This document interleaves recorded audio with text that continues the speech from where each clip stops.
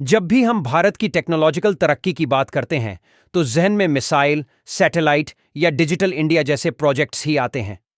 लेकिन अब वक्त बदल चुका है। अब उस लिस्ट में एक नया नाम जुड़ चुका है, वंदे भारत एक्सप्रेस। ये ट्रेन सिर्फ एक तेज रफ्तार साधन नहीं है, ये भारत की तकनीकी आत्मनिर्भरता का चलता फिरता प्रतीक बन चुकी है। और सबसे दिलचस्प बात यह है कि इसे भारत ने सिर्फ अपनी जरूरतों के लिए नहीं, अब दुनिया की मांग को ध्यान में रखते हुए भी डिजाइन किया है। अगर आपको भी ऐसी टेक इनसाइट्स से जुड़ी देशभक्ति की कहानियां पसंद हैं, तो डीप टेक इनसाइट्स को अभी सब्सक्राइब करिए और इस वीडियो को लाइक जरूर करें, क्योंकि आज हम बात करेंगे उस ट्रेन की जो भारत की शान बनकर अब इंटरनेशनल बाजार में धूम मचाने को तैयार है।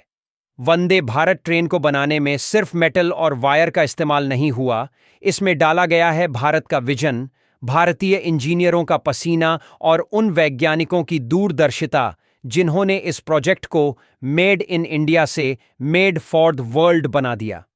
सबसे पहले बात करें इसके डिजाइन की, तो यह एरोडायनामिक शेप में बनाई गई है, ठीक वैसे जैसे एक बुलेट या एक हाई स्पीड कार होती है, ताकि हवा का रेजिस्टेंस कम से कम हो और ट्रेन ज्यादा तेज चल सके, कम ऊर्जा खर्च करते हुए।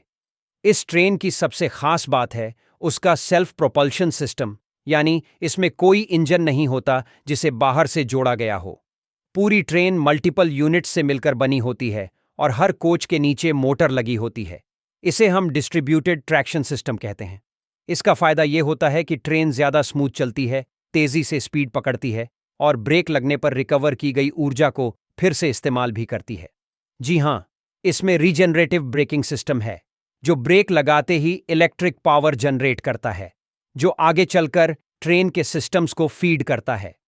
ट्रेन की बॉडी एल्यूमिनियम अलॉय से बनी है। ये वही मटेरियल है जिसका इस्तेमाल एयरक्राफ्ट बनाने में होता है। इसका फायदा यह है कि यह हल्की होती है लेकिन उतनी ही मजबूत। इसी वजह से वंदे भारत की ऊर्जा खपत पारंपरिक ट्रेनों की तुलना में 30% तक कम है। मतलब साफ है, यह ट्रेन न सिर्फ तेज है बल्कि पर्यावरण के लिहाज से भी बेहद किफायती है। अब आते हैं इसके कंफर्ट और कन्वीनियंस फीचर्स पर। वंदे भारत में ऑटोमेटिक स्लाइडिंग डोर्स हैं, जो हर स्टेशन पर सिंक्रोनाइज तरीके से खुलती और बंद होती हैं। अंदर का climate control system state of the art है। इसमें ह्यूमिडिटी सेंसर्स लगे हैं, जो मौसम के अनुसार टेम्परेचर और हवा को रेगुलेट करते हैं, ताकि यात्री चाहे किसी भी क्लाइमेट जोन से हों, उन्हें सफर के दौरान कंसिस्टेंट आराम मिले।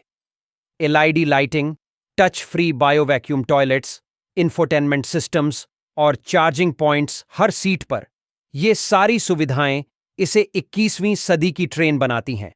सिर्फ इतना ही नहीं, वंदे भारत एक्सप्रेस में train control and management system TCMS लगा हुआ है, जो real time diagnostics, fault detection और सेफ्टी एनालिसिस करता है। यानी अगर कहीं पर भी कोई तकनीकी गड़बड़ी हो तो उसका पता तुरंत लग जाता है और जरूरत पड़ने पर पूरी ट्रेन को रोक भी दिया जाता है। यह सिस्टम पूरी तरह नेटवर्क्ड है और ट्रेन के प्रत्येक मॉड्यूल से जुड़ा हुआ है।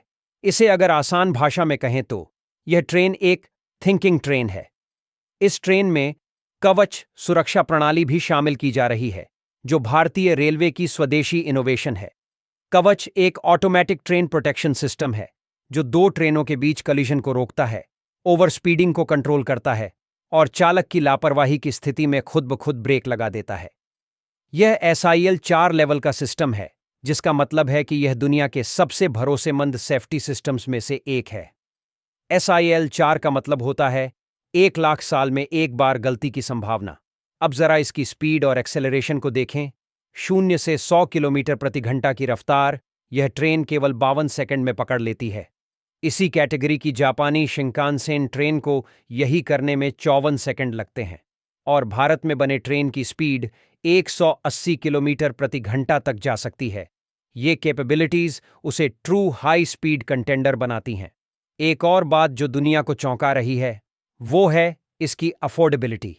जापान, अमेरिका और यूरोप में जहां इसी लेवल की ट्रेनों की कीमत 200 से 240 करोड़ रुपए तक जाती है, वहीं वंदे भारत ट्रेन को भारत ने महज 100 से 120 करोड़ रुपए में बना दिया है।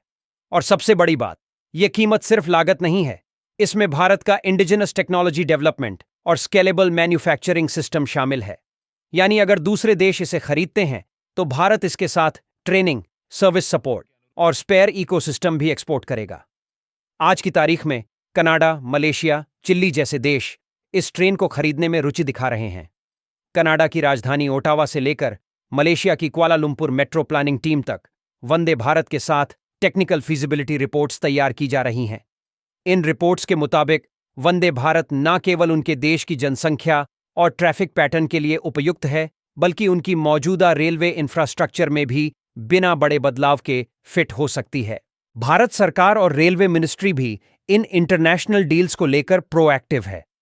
रेलवे बोर्ड के मुताबिक भारत अब वंदे भारत का एक्सपोर्ट एडिशन विकसित कर रहा है, जिसमें लैंग्वेज कंपैटिबिलिटी, वोल्टेज एडेप्टेशन और स्थानीय नियमों के अनुसार कस्टम मॉड्यूल्स शामिल होंगे। यानी अब भारत सिर्फ ट्रेन नहीं बेचेगा, एक फुल ट्रांसपोर्ट सॉल्यूशन बेचेगा। वंदे भारत एक्सप्रेस इस देश की सोच का आईना है, जहां पहले हर बड़ी तकनीक के लिए हम दूसरों की तरफ देखते थे, अब वही दुनिया हमारे पास इंस्पिरेशन लेने आ रही है। ये ट्रेन सिर्फ भारत की तकनीकी क्रांति का हिस्सा नहीं है, ये उसका नेतृत्व कर रही है। तो दोस्तों, आज जब पूरी दुनिया भारत की तरफ देख रही है, तो क्या आपको नहीं लगता कि अब समय आ गया है जब वंदे भारत को एक अंतर्राष्ट्रीय ब्रांड के रूप में स्थापित कर दिया जाए? क्या आप चाहते हैं कि जल्द ही कनाडा या मलेशिया में भारत की बनाई ट्रेनें दौड़ती नजर आएं? नीचे कमेंट करके जरूर बताइए कि आपको वंदे भारत का कौन सा फीचर सबसे ज्यादा प्राउड फील कराता है। और अगर ये वीडियो आपके दिल को छू गई हो तो एक जोरदार लाइक कीजिए, डीप टेक इनसाइट्स को सब्सक्राइब कीजिए और इस वीडियो को शेयर जरूर कीजिए, ताकि हर भारतीय जान सके कि हमारा देश अब केवल उपभोक्ता नहीं रहा, अब हम निर्माता हैं, और वो भी दुनिया के लिए।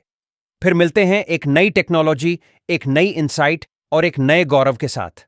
तब तक के लिए जय हिंद।